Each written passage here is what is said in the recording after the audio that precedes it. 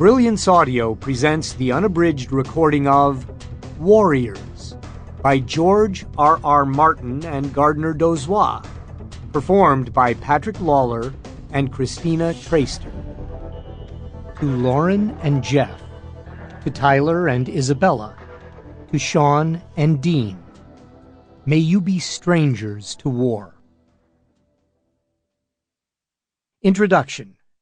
Stories from the Spinner Rack by George R.R. Martin.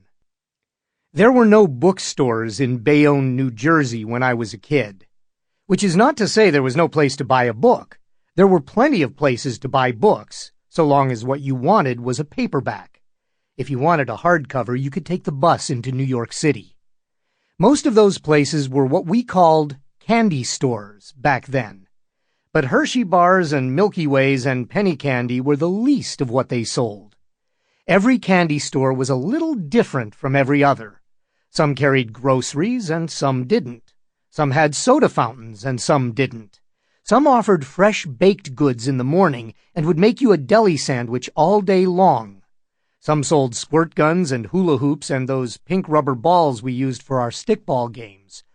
But all of them sold newspapers, magazines, comic books, and paperbacks. When I was growing up in Bayonne's projects, my local candy store was a little place on the corner of First Street and Kelly Parkway, across the street from the waters of the Kill Van Kull. The book section was a wire spinner rack, taller than I was, that stood right next to the comics. Perfect placement for me once my reading had expanded beyond funny books. My allowance was $1 a week, and figuring out how I was going to split that up between 10-cent comic books, when the price went up to 12 cents it really blew the hell out of my budget, 35-cent paperbacks, a candy bar or two, the infrequent quarter malt or ice cream soda, and an occasional game of skee-ball at Uncle Milty's down the block, was always one of the more agonizing decisions of the week, and honed my math skills to the utmost.